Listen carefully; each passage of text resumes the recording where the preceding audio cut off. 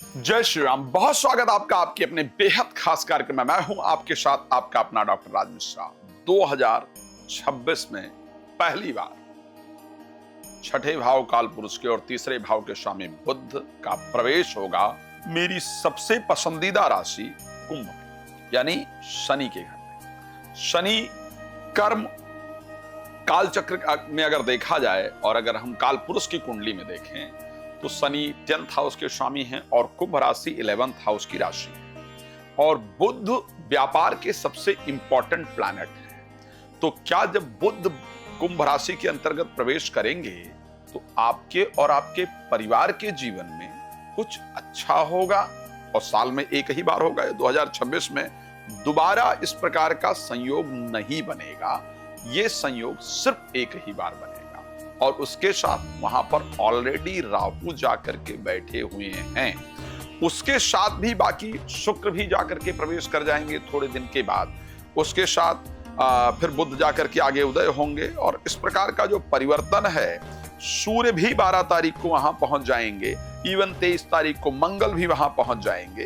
तो ये सारे संयोग, लेकिन स्पेशली जब बुध और राहु का संयोग बनेगा, एक व्यापार के कारक और दूसरे टेढ़े तरीके के कारक, तो आखिर क्या संयोग आपके जीवन पर पड़ेगा, इस पर प्रॉपर चर्चा करेंगे। लेकिन सबसे पहले आपको बताना चाहता हूं, यदि आप चाहते हैं श्री राम कथा कराना, श्रीमद् भागवत कथा कराना, श्री शिव महापुराण की कथा, और वो भी मेरे द्वारा कराना, अपने क्षेत्र में कराना, तो आप उसके लिए मेरे साथ संपर्क कर सकते हैं और उसको करवा सकते हैं।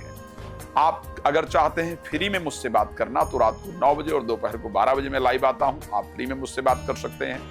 अदर किसी भी समय में बात करने के लिए कॉल अपॉइंटमेंट लेकर के आप मुझसे बात कर सकते हैं। अगर आप चाहते हैं होम विजिट करवाना, आपको लगता है कि मेरे घर में स्वास्थ्य को लेकर के या आर्थिक प्रॉब्लम्स क्यों चल रही हैं, क्या इसका कारण कहीं मेरा घर तो नहीं है, जिस प्लेस पर हम रह रहे हैं उसमें कोई नकारात्मकता तो नहीं है, उसमें कोई दिक्कत तो नहीं है, इतनी घर में अशांति क्यों है, और वो आप चाहते हैं कि वो क्लियरिटी से चेक किया जाए और उसका समाधान आपको बताया जाए, और वो मेरे द्वारा आप चाहते हैं, तो भी मुझे अपने घर पर आप इनवाइट कर सकते हैं। जहां भी आप रहते हैं वहां पर आप मुझे इनवाइट कर सकते हैं। तो आइए बात करते हैं मेष से लेकर के मीन राशि के लिए आखिर ये प्रभाव किस प्रकार का पड़ने वाला है। सबसे पहली बात करते हैं मेष राशि को लेकर के। ये परिस्थिति आपके लिए काफी अच्छी रहेगी। मेष राशि के लिए छठे भाव के स्वामी हैं बुध, और उसके साथ जो स्वामी हैं वो तीसरे भाव के अंतर्गत हैं। एक बात जरूर जो आपके साथ होगी, शेयर मार्केट, लॉटरी, सट्टा इत्यादि से पैसा निश्चित रूप से आएगा।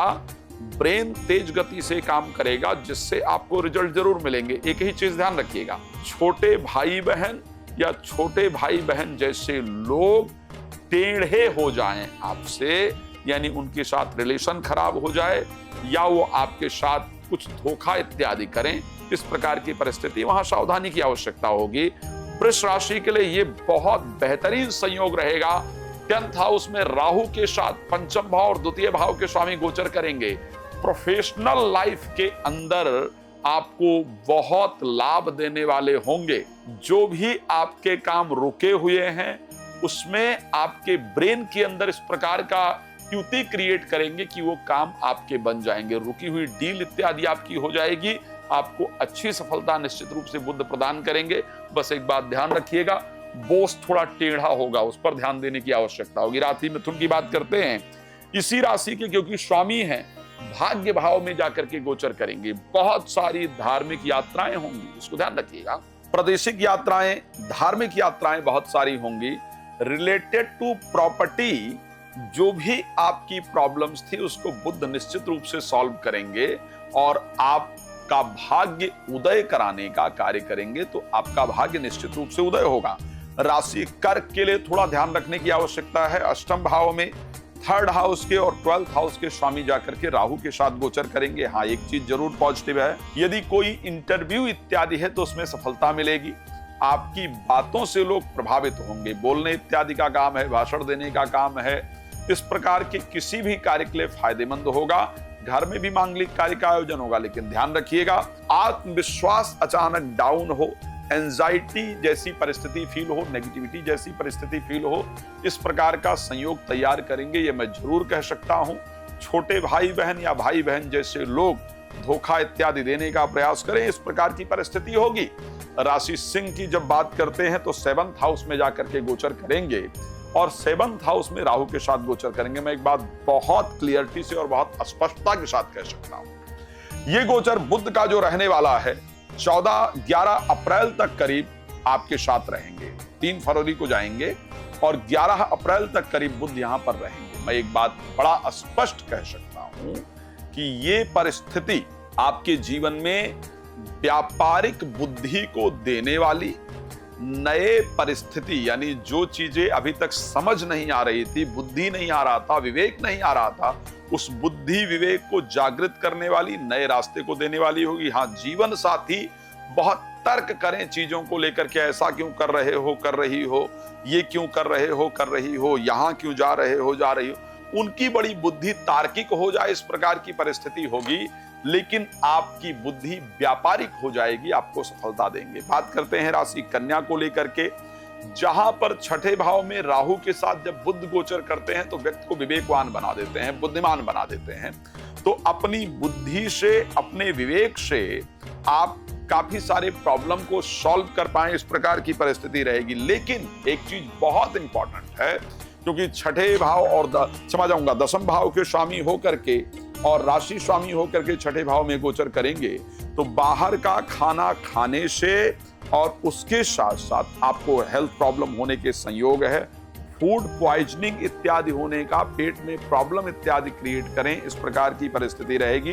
प्रोफेशनल लाइफ में षड्यंत्र का संयोग है, चालबाजी, धोखेबाजी, षड्यंत्र किया जाए, इसलिए प्लीज बी केयरफुल। आपको यहां थोड़ी सावधानी की आवश्यकता रहेगी। उपाय लास्ट में बताऊंगा, प्लीज जरूर ध्यान से देखिएगा। राशि तुला की जब हम बात कर लेते हैं, क्योंकि 12th हाउस और भाग्य के स्वामी होकर के पंचम भाव में जाकर के राहु के साथ गोचर करेंगे। 5th हाउस में 9th हाउस के स्वामी का गोचर करना, फिर बृहस्पति का वहां पर दृष्टि होना अपने आप में बहुत शानदार है। यहां आपको पॉजिटिव रिस्पॉन्स प्राप्त होगा। ऐसा कहा जाता है कि गणितज्ञ बना देते हैं, यानी आपकी चीजों को कैलकुलेट करने की, चीजों को समझने की जो शक्ति है वो स्ट्रांग हो जाती है, बढ़ जाती है। मन में प्रसन्नता और पॉजिटिविटी रहती है। बच्चों को लेकर के चल रही चिंताएं दूर होंगी।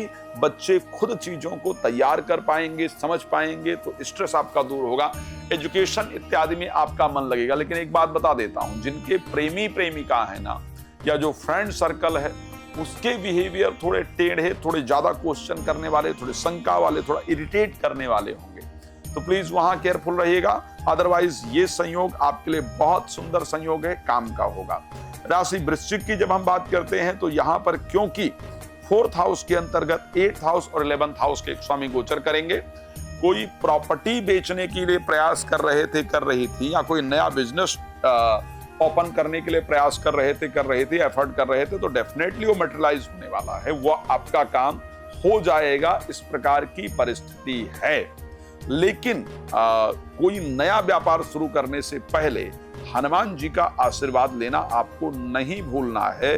प्रॉपर्टी इत्यादि को लेकर के ये संयोग काफी शानदार रहने वाला है, आपको बेहतरीन रिजल्ट मिले, इस प्रकार का संयोग आपकी राशि के अंतर्गत दिख रहा है। भगवान कृपा करें आपका जीवन बेहतर रहे, ये मेरी शुभकामना आपके लिए है।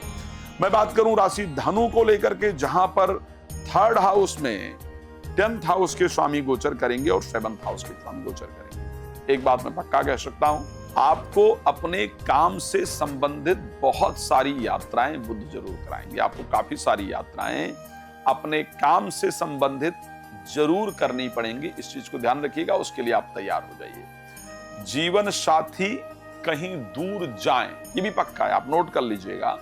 जीवन साथी निश्चित रूप से थोड़े ही दिन के लिए आपसे दूर जाएं, 1-2 रात के लिए दूर जाएं, 1-2 दिन के लिए दूर जाएं, इस प्रकार की परिस्थिति आपके लिए बनेगी और आप अपने प्रोफेशनल लाइफ में काफी अच्छा एफर्ट करेंगे, काफी अच्छी मेहनत करेंगे या करेंगी, इस प्रकार की परिस्थिति होगी।